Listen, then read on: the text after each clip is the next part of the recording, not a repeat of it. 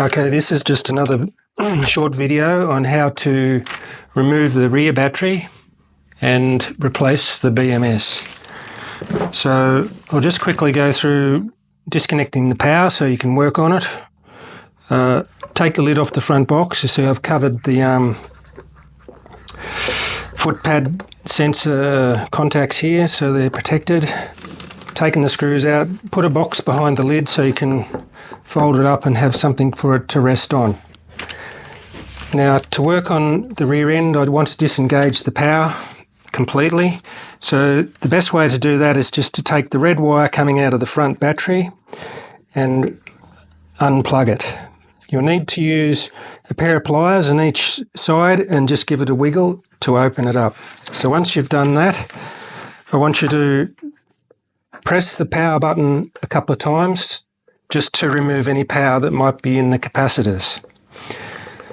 Okay, once you've done that, we'll move to the rear battery and work on that. Okay, once you've taken out the screws from the back battery, grab hold of it and tip it over, holding the lid as you go. Then you can take the lid off. I say hold the lid because once the battery's been out once or twice, I find it falls out very easily. The first time it is a bit stiff. Now we'll remove this tape that's over the connections here. It's ribbon connector. It sticks pretty well. We'll just carefully pull it back.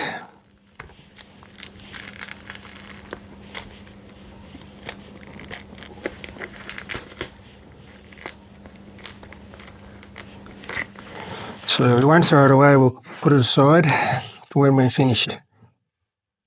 Now, the next thing is to remove the ribbon connectors.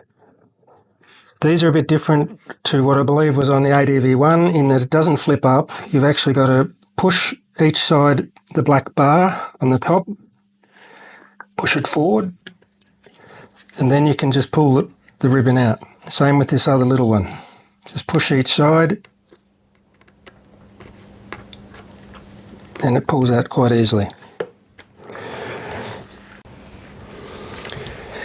Now the next thing we're going to do is to remove the power at this, disconnect the negative, which is this lead up here.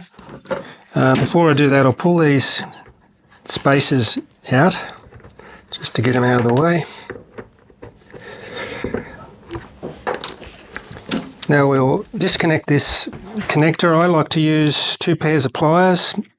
You have to twist the connector through 90 degrees and then just slowly wiggle them apart. Once that's done, we take this connector and gently lift the battery up out of the box. Now you've got to watch this corner here. So we've got 2 more wires to unplug. The blue one underneath and this one here, the battery, I think it's the BMS, talks to the batteries. So there's a clip underneath. Just pull that one out. And then again we've got another one of these which are pretty tight to do by hand, so we'll use our pliers again. One each side. Twist it through 90 degrees and then just gently wiggle them apart.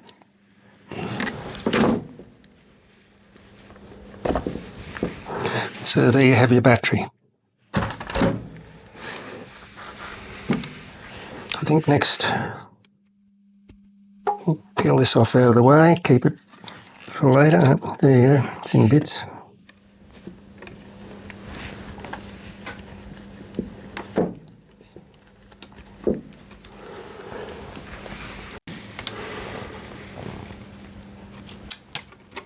Okay, we still have a few more wires to take out before we remove the BMS. So we've got the green one this end, it's apart, another green black. I'm going to use our pliers again.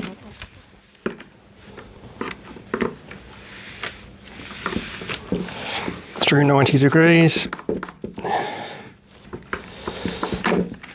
torn apart. And then we've got this last one here, which just pulls out. There's no clips on it at all. So that's got rid of all the wires that we can do. There is one last one up the other end, but we'll take it off once we've taken the BMS out of the battery housing. So we've got 2 screws to take out. We'll take those 2 out. Okay, we're taking the 2 screws out. Now, the BMS should just roll out. If it doesn't, I'll use a wide blade, just drop it in here so you can lever the BMS out. There it is, it pops out. So it's being held in by the LED strip back into the frame of the box, but it's not so hard to take out. The last wire to remove is this one up here. Again, we've got a little clip, just pull it out and there's your BMS.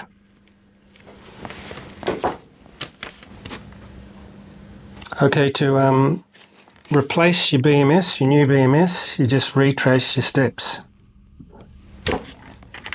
First thing is to the really long wire, this one here, this is the one that goes into the far end of your BMS. So you plug him in, it only goes in one way. Then you have to lay this wire in below the BMS, which is a bit of a challenge.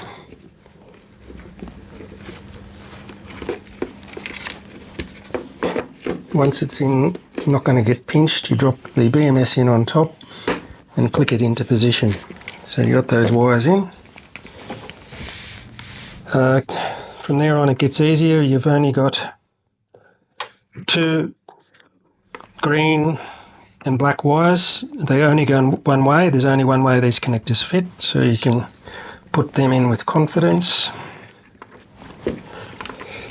You sit down in there. You've got 2 more connector plugs. Again, there's only one way these can go. There's only one slot where this will fit. So you line up the slots on your connector here and into the base, so it only fits on one way.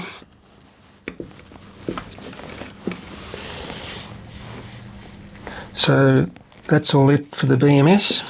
Now we put our screws back in, and then we can put the battery in. Okay, we put our screws in. I prefer to use hand tools to put them in. That way you know you're not over tightening them, you just gently nip them up. Okay, so now we'll grab our battery. We can connect the red to the blue underneath. That just clicks in. Then we connect the I don't know if this talks to the battery, just so the BMS knows what your batteries are doing, this plug. It's got a clip underneath, it only fits one way, you push it in until it's clipped firmly. Now, the tricky bit is to put the battery in. Now, there's a slopey bit on the side here, this is where the wires fit.